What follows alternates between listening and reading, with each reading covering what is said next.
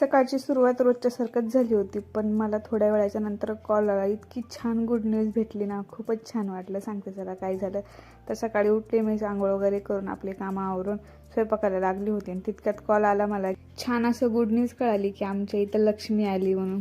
खूप छान वाटलं ऐकून आणि मी माझ्या बाळासाठी तर खूप एक्सायटेड झाले अजून त्याच्यामध्ये.